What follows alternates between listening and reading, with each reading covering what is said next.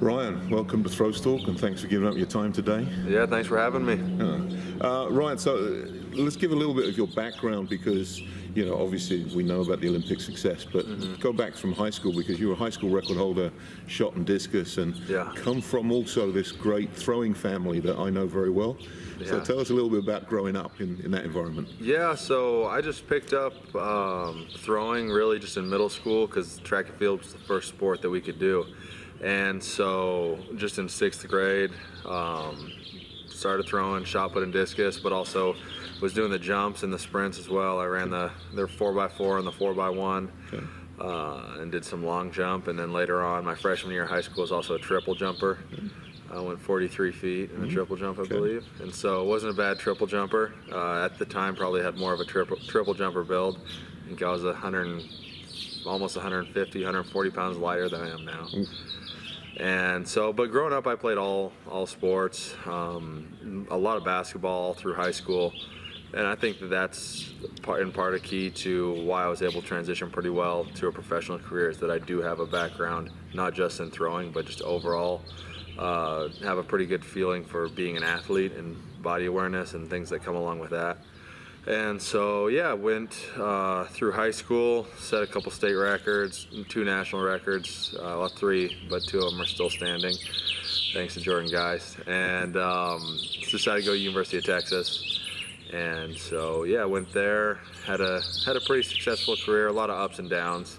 I mean, a lot of people don't realize how much stress there is at a big D1 school like that. Not only just to perform, but also the time that goes into work in the classroom. Right. So I was happy with the way my college career turned out. I mean, looking back on it, you could hope it'd be better, but definitely learned a lot about myself and a lot about mental toughness and perseverance. So all in all, it was a good experience. And I know also when you were looking at colleges, the academic side was very important for you. It was. I remember that coming out of high school, that was a big part of why you chose Texas. Yeah, so I visited 5 schools, the normal 5 that NCAA allows, and I looked at a broad spectrum from Oregon and Arizona State that are, I mean, without a doubt, probably the top athletically schools, and but then also visited Stanford as well. So. And that was the top end of really the academic side. And I felt like at Texas, for me personally, that I could perform to my best in both athletics and academics, and that they could combine the two in a way that would be beneficial to both. And you didn't make it easy on yourself because in the lead up to your Olympic year and your big breakthrough year, you also decided to stay on and do a master's degree. Yeah, so I was still on scholarship for my 5th year and had finished my undergrad, so I thought might as well get the most out of it, try and save some money, and yeah, finished my master's in 1 year, which was definitely a challenge. It's about like working a full-time job and then training part-time. And so, yeah, by the time that I actually finished with that in first week in May, I had a really good strength base because really all I could do was work out in the weight room in the mornings or in the evenings. Yeah. And so I hadn't been throwing that much. And so it really made a big difference once I was able to throw a lot more. In 2016, you still had NC2A's indoors, so that gave you that 5th year. Yeah. And so that was a pretty good indoor season for you, but then it was really about focusing on strength levels and things while you were finishing the Masters? Yeah, so I threw and kind of did what I could. Indoors and kind of pieced together a pretty good season, especially all things considered. It was really just throw when you can, lift when you can, but try and stay on a decent schedule with it. And training with us almost on my own, and then towards the end of the season started training with Jacob Thormalen. He was a thrower at Texas when I was younger, and he made a little comeback for the trials. And so it was just the 2 of us training most of the time. So he is a strong guy, and so he really pushed me in the weight room. And then after NCAA indoors, there was really no meet that I had to do until trials. And so after that, it was just a big weight room push, a lot of strength training, and started using some bands and chains as well in the weight room. And so got some benefits from that, and we just really pushed it hard because that's all I could really do with my schedule. And then so made some good strength gains, some good body weight gains. I think I gained 10 or 12 pounds. got quite a bit stronger. So then by the time that started peaking for trials, I could tell a big difference. And also, I know that in that year in the lead up, you also rebuilt your technique. You weren't happy with the way things were going. Yeah. So my technique was kind of always traditionally a pretty normal rotational spinner. Kind of you come out of the back, you come up into the middle, you come down, and then you finish out. So kind of the traditional out, up, down, out. Right. And so for me, being a taller shot putter, I had a lot of trouble getting jammed in, overstepping with the right. And it was something I always had worked on, was shortening that right step. But that working up into the middle always was really counteractive to that first step. And I remember I was actually watching old film of the glide, and remember talking about watching Timmerman, the way he drops into the middle and then goes up. And so it's essentially a straight V. And I thought if I could, one day I was just messing around and saying, okay, I mean the straight V would shorten my first step. Is there any way I can work that into the spin? And so I messed around with it for a couple days, and it came out with so what I try to do is a straight lateral shift, and then as I'm entering, drop into the middle, and then hold as that left foot comes through, and then come up. So I'm almost trying to get a straight V in terms of what my center of gravity is doing from the side. And so it's managed to shorten that first step, and it just took some getting used to, and it's still, I mean, I haven't even been with it for a full year yet. So it's a new technique, but I mean, I've always been one that's kind of messed around. I mean, if people watch old videos, I was the one that started my glide like this instead of square out of the back. So I've always done seen if there's anything else I could do to add some distance. Okay.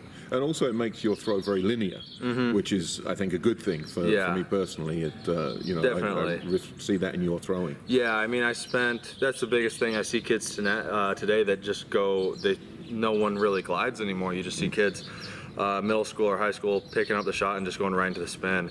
I think the glide teaches you how to actually finish the ball, and so you learn to actually use your lower body and get a linear finish. Because I mean, at the glide, if you're going to throw far, or even just improve on your stand, you've got to transfer something into the ball. You can't just turn 100 miles an hour and let it go, and that's a lot of what kids do with a spin now. So I think me gliding from really 5th, 6th grade until my senior year of high school was a big reason why I'm able to kind of work essentially a hybrid glide spin technique. Right. And also that gives you great consistency in your throwing. I mean, that's the one thing that marks me. I've seen a lot of guys come over the last 20 years that have always had potential at major throws, at big throws, but the consistency that you show in your throwing, throughout competition. Look, the Olympics, 6 throws, average 21.92. Would have won every Olympics except for the great '88 final. That's a great testament to the strength of your technique. Yeah, I think a lot of that's coming from the glide, and then that ability to just kind of lock in out of the back is a big thing. Just getting consistency, and like I said, for me, I've thrown quite a bit on my own and really have an understanding of my own technique, and kind of along with kind of tinkering and developing new stuff, we have a really good understanding. So when I take throws, I can really, in my mind, here's what I'm working on, here's what I'm working on. And if it's a little bit off, I can feel that, so I can get so many quality reps. And I think athletes and throwers understanding their own movements as opposed to having a coach next to you saying, here's what you did, and then you'll see some kids, they're throwing, and then before they even reverse, they're looking over at their coach for feedback. So I think as an athlete, learning, here's what I'm doing, here's what I'm trying to do, and here's what I did. How to differentiate those things for yourself helps you get consistent movements, and then just ingraining that over and over again, you can help find some consistency. I've definitely seen that in you in the last few weeks, so I've been watching you in practice, that you have a great deal more independence over what you're doing than most of the other throwers that we see. And I think also you use a lot of things like mental imagery and those kind of techniques to do that. Yeah, I do. I mean, before every throw I visualize what I want to do, visualize the whole throw, get in the ring and mimic whatever movement I'm working on, whether I try and kind of hit a still frame of, say if I want to drop in the middle, hit a still frame of the position I'm trying to get, and then take the throw, and just even mid-throw I can tell if I hit it or not. That just comes with time. And then a nice thing too is having video of it. I think for me, and I think for any thrower, of an athlete watching their throw and actually breaking it down is as beneficial as taking the throw itself. Yeah. So especially like right now I'm in a high throwing volume, but when I'm really in a low throwing volume, I'll watch every single throw, and it almost lets you submerge yourself mentally in a greater throws volume state, so you can really almost like you're taking more throws without as much toll on the body. But you have to be able to have a great understanding of what you're doing to be able to do that and not let it confuse you, because I've seen athletes that also want to look at every video and they just pick up on a different thing each throw. Exactly. What separates you from most of the people I've seen is that you have incredible consistency also in your movements when you practice. Yeah, so yeah, for me the biggest thing is one or two things. I really learned that the hard way working with my dad, because we would have, it'd be like we're working on 10 things at once really, and so just through trial and error kind of learned if it's a big change, one thing only, and if it's kind of like a smaller thing that's just a little habit that you might have, say you tend to drop your left arm just a little bit and you're just trying to keep it up, maybe you can add in a second cue, but yeah, keeping it simple. And I mean, some coaches will work with me, it kind of drives me crazy because they're like, oh, what are you working on today? And I'll just say I don't know, because I honestly don't. When I'm warming up and stuff, I don't really know what I'm warming up on until I take that first throw and kind of feel, okay, today I can feel my left arm's off, or I'm finishing over the top, so today we're going to kind of work on bringing that left arm up. I try and go in with at least once at this level, a little bit of a blank slate. I know what the fundamental technique for me is, and how I vary from it is more of a day-to-day thing. Is an overall trying to make, okay, we're making a huge change and it's going to be whatever. We're going to throw the left arm, and you got to get used to that. For me, it's kind of just little stuff here and there, so don't really know what change I'm making until the day of. Okay. Let's go back to obviously the Olympics is a big thing, and I want to get onto that. But also what I find fascinating is the fact that until May, you were really focused on your education and getting that masters out of the way. And then you came here to the Olympic Training Center in May, and you didn't have to worry about anything else except to focus on your throwing. So what was that like for you? How did that change things? And it was huge. I mean, it was completely day and night. I went from 6 hours close to 6 hours a lot of days in the classroom, as well as group projects and homework. So it was about, I don't know, 10 hours a day maybe devoted to school, and 2 hours to training. And all me and my training partner really did was get in the weight room and bust our bus for 2 hours. And then you're maybe getting 6 hours of sleep a night. And then to come here and you have great weather every day, sports med, because a big thing too was while I was in school, my school took up all the time that sports med was open. So it was a lot of foam rolling on my own, doing whatever I could on my own, not too much as far as actual treatments that last year. So yeah, when I went to sports med the first time here, they're like, I don't know if we've ever seen anybody with as tight of quads as you have. Yeah. And so it was just getting into an actual training environment that professionals have a lot and elite athletes have, that kind of just busting your butt in the gym 2 hours a day and throwing when you can really set me up for that to be almost a slingshot to the next level. So yeah, everything just started to come together. I mean, and when you're training only, say for at that point it was for the trials, and you're at a place like this, all you really think about is throwing. So you're waking up, you go to breakfast, you're sitting down, it's breakfast with throwers, you're talking about throwing, you go out and throw, go to lunch, talk about how practice was, go to the weight room, you still talk about throwing, and then go to dinner, and how was your day? Well, we threw, and then we talked about throwing. So you really submerge yourself in it, and that's the exact opposite of being a full-time student. But what about coaching though? Because still you're influenced by your father, Mitch. So did he get a chance to come down and see you? Yeah. So this past year Mac Wilkins was here full time, and so would work with Mac kind of day to day. And what we agreed upon was, I mean, don't really need to make any major changes right now. It's pretty late in the year at that point, and I was in good shape, and it was just kind of locking everything in. There was a ton of potential there, but just small things were off here and there. So it was just, how can we get consistent and kind of utilize that potential? And so my dad was able to come down once before trials and then once before Rio. And so it's always good just having him come down, a new fresh set of eyes. And I mean, he he sees things a little bit differently, because I mean, for me, I get really into the athlete's perspective, so it's what I'm feeling, a lot of it, but then sometimes you get a little bad habit that's kind of what you're feeling, and then you get used to seeing it on film, so it's pretty obvious, but sometimes you'll miss it. And so it's always nice having a fresh set of eyes. Right. And also, look, mentally, for you, the Olympics was really your first major competition since the juniors. Yeah. So well, youths, I didn't do youth, so that's true. So how did you deal with that? Because to be able to go there and to see the type of control that you had on your competition, on the way that you did it, is really to be admired. So you must have put some time and effort into planning that and thinking about that. Yeah, for me, it was all really just in the preparation. I knew I had worked hard and done the best I could all spring. So I mean, I knew going in that kind of had the attitude that I knew I'd done everything right up to that point, and I'd done my best. So no matter what, I was going to be happy with the result. But a lot of it was that preparation. I'd say the biggest key was that preparation 2 weeks out from the meet. Everything was so controlled, where I got to the point where I was writing what time I would throw, what time I would have lunch, what bus I would take back to the Olympic Village. Starting to get everything really tuned in. And so looking at the schedule, so here's when my AM throwing session is, here's when the PM is. And I would do that twice a week, with mimicking exactly what the Olympic schedule was. And never fouling in practice. Try and take, if I would take 12 throws, I would try and have 12 saves. Right. And so like if I was taking 6 in the morning, 6 in the afternoon, never fouling a throw. And so that in itself was big. And so yeah, it was just that preparation, doing all the small things that aren't necessarily the fun.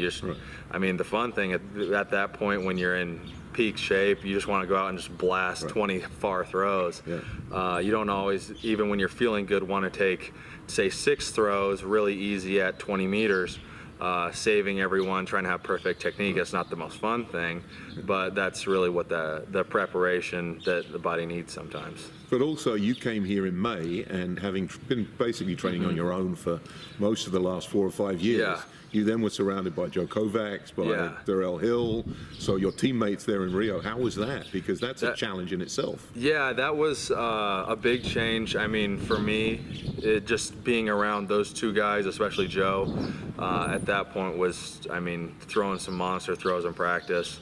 And I just tried to, it also helped sharpen mentally a little bit, just because every day is a little bit of a competition. You're competing against guys like Joe and Darrell out here at practice. So the biggest thing I think that helped me going into Rio in that aspect was that I kind of had this plan in my head of what I wanted each practice to be, and then to have them come out and be just bombing far throws and making myself stick to that plan really helped, because you got good at, here's what's going on over here, and it's pretty unbelievable. You're seeing 22-meter throws. But today I'm going to throw 20, and so completely focusing on that, so that when I went into Rio, I'd had really 2 months worth of, people are bombing warm-ups, there's far throws. I just want to take my first warm-up at 20 meters, second one at 21. I'm good to go. First throw about 21.50. And was able to execute just that, because I had gotten so good at focusing in and blocking out the noise. And then you were able to deal with the qualifying rounds and not spend too much energy, because a lot of people spend a lot of emotion on that. Exactly.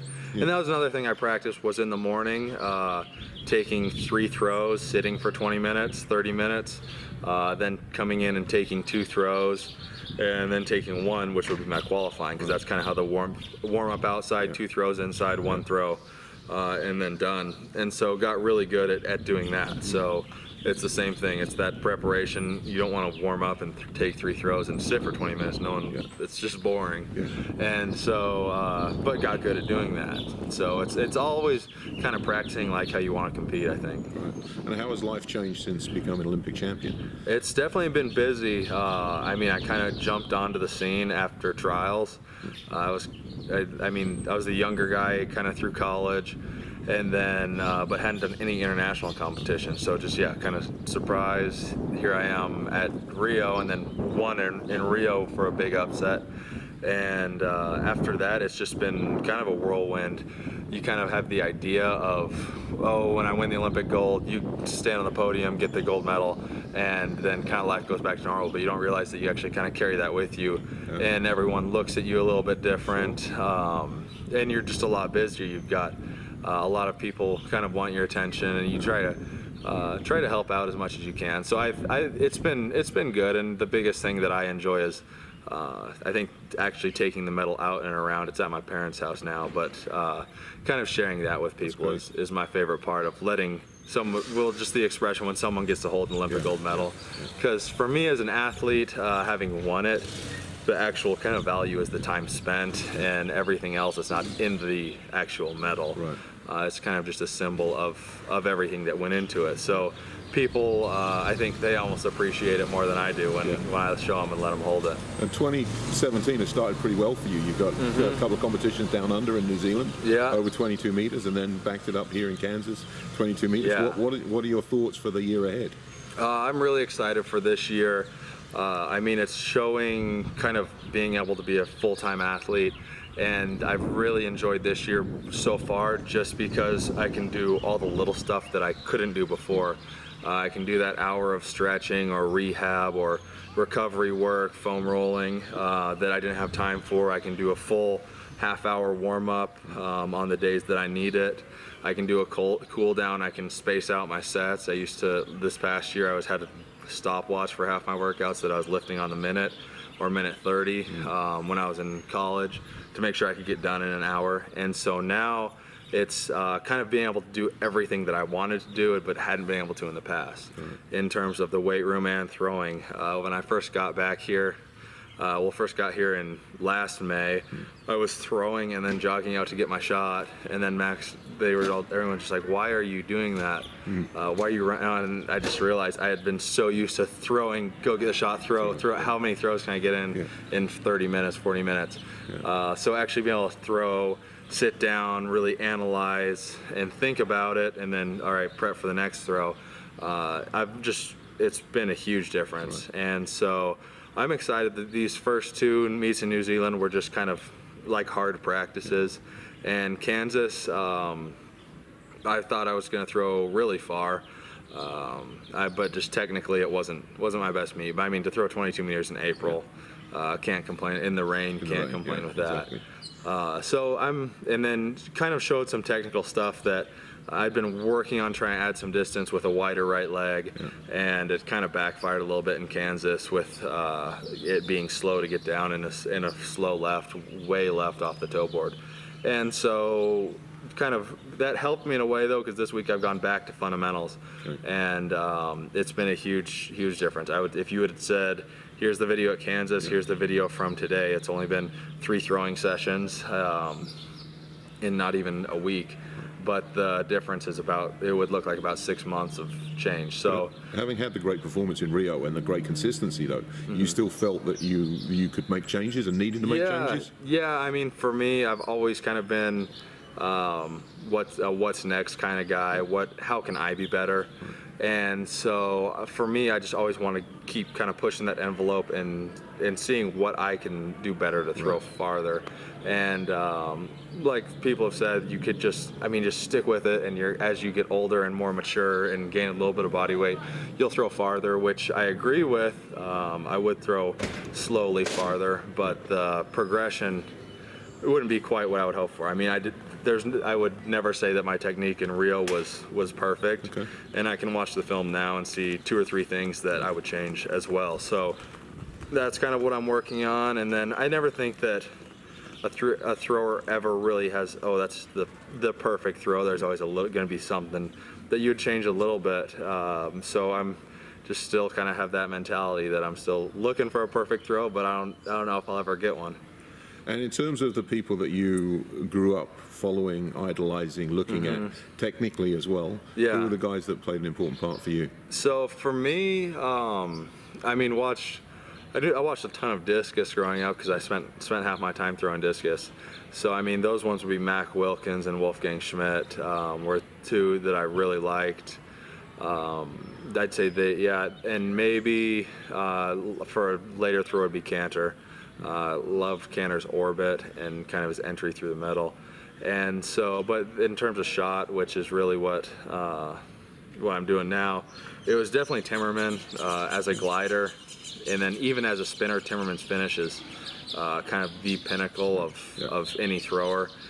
And so it's funny that his 22:47 Olympic record was one that I had watched thousands and thousands of times, was that throw specifically. So it's kind of funny and ironic that that was the record that I broke was his, and that specific throw. And then for spinners, it's kind of tough because I feel it's a relatively new movement for shot put is the spin itself.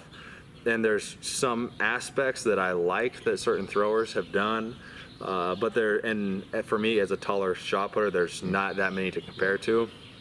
I really like some aspects of Rutger Smith's throw. Especially kind of his work through the middle and how he tends to kind of lift off the right is pretty nice, but I'm not a huge fan of his entry. But he was really the first really tall shot putter to find success. So I think that watching him and seeing what I liked and didn't like, I've been able to use that a little bit. I mean, Barnes is unbelievably explosive and strong, and you don't see too many people hit the ball as hard and work through like he does. And so I try and take things from everybody, but I feel like as being a newer event, and there's so many different body types in a relatively small circle, you don't see specifically this is the one model. Like you kind of see a little bit in discus. Shot leaves it a lot more open. Mm-hmm. And looking ahead to this year, London 2017, and there's a lot of talk about world records, and that's a lot of pressure to throw onto someone. There's been a lot of people in recent years, Adam Nelson and other guys that are out there that have shown the potential of throwing, and it's not an easy one to get. Yeah. So what's your thinking about world records, and what's your thinking about London? So for me, London is the goal. Coming off an Olympic win, the thing this year is World Championships, and so winning World Championships is the main goal. And for me personally, in terms for saying, oh, I want the world record, of course any thrower wants the world record, but I think setting that as the ultimate goal can be tough. So for me, it's really all based on my PR. So 22:52 right now, just hoping to throw PRs, and so I'm hoping by Prefontaine to be in PR shape, and so it's just going to be moving that out and move it out far enough, and I'll end up getting the world record. But then the thing that I think is beneficial about being everything in relation to PRs, if you do get the world record, you still have something to work towards. Because I know